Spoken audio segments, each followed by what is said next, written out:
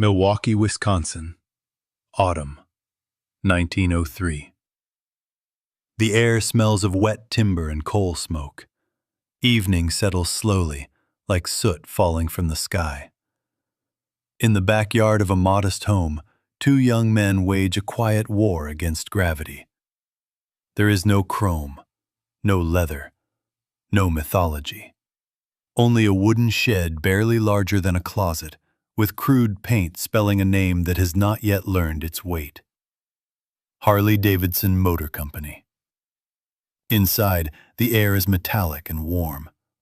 The floor is scattered with filings, bolts, cigarette ash, and ambition. A kerosene lamp flickers against rough wood walls, making shadows tremble like living things. William Harley leans over a drafting table. Arthur Davidson files steel until his hands ache. They are not trying to build freedom. They are trying to stop pedaling uphill. Their invention is born from exhaustion. The first machine is a stitched-together creature. Bicycle frame, strap iron, tiny engine coughing like an asthmatic lung. The carburetor is an empty tomato can. When they test it on Highland Boulevard, the hill defeats them. The belt slips, the engine sputters. The rider pedals furiously as if begging the machine for mercy. Failure echoes louder than success in that moment. But the two men do not mourn. They observe. They learn. They redraw the future with graphite and calloused hands. The second machine emerges heavier, stronger, unapologetically mechanical. A steel loop frame cradles the engine like armor. Displacement grows. The tomato can becomes a real mixing valve. When this machine climbs the hill, it does not struggle. It conquers. And the sound it makes is not polite. It is a mechanical heartbeat. The first rhythm of a century. By 1906, the shed is gone. In its place rises brick, a single-story fortress on Chestnut Street. Heat spills from its windows. Smoke climbs into the Midwestern sky. Inside, machines scream and sing. Hammers fall like church bells. Steel shavings fall like snow. Immigrant machinists move with quiet devotion. German accents mix with the percussion of metal. No one here speaks of lifestyle. They speak of tolerances, of torque, of endurance. Motorcycles leave the factory painted silent gray, a color without ego. They are tools for mail carriers, police officers, utility workers. Their promise is simple. Leave home in the morning, return without pushing.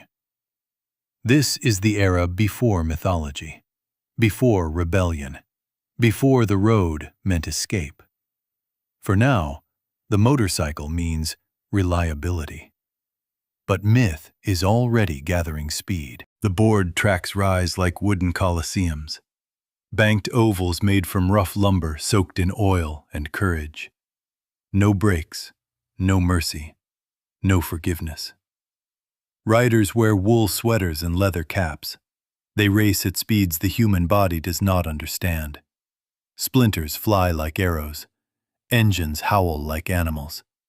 Harley Davidson dominates. Victories pile up. A piglet rides the victory lap. The nickname Hog is born. In 1909, engineers introduced the V-twin, a practical decision.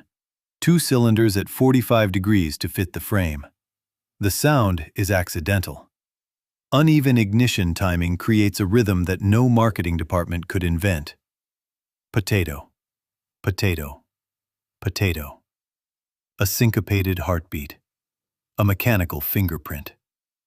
By the 1920s, Harley Davidson is the last American motorcycle company standing. A monopoly disguised as triumph. And monopolies rarely feel the future approaching. Chrome disappears overnight. The factory becomes an armory. Color drains from the machines. Olive drab replaces shine. The WLA emerges. ugly, durable, immortal. A rifle scabbard bolts to the fork. Lights wear blackout masks.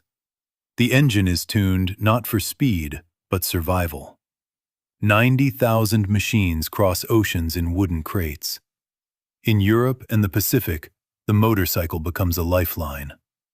Mail arrives on 2 wheels. Orders arrive on 2 wheels. Hope arrives on 2 wheels. Young soldiers learn to trust the machine more than fate. The bond forged in war is permanent. When peace returns, the motorcycle comes home with them. And it brings something new. Adrenaline without permission. Surplus motorcycles flood America.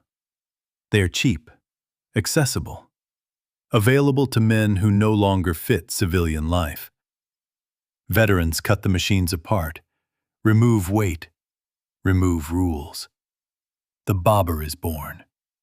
Then the chopper. The motorcycle transforms from tool to symbol. Hollywood notices. Leather jackets, rebellion. The open road as salvation. The company watches in confusion as the product escapes corporate control. Executives want picnics and neckties.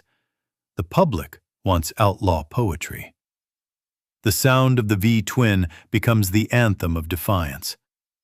Harley Davidson becomes identity.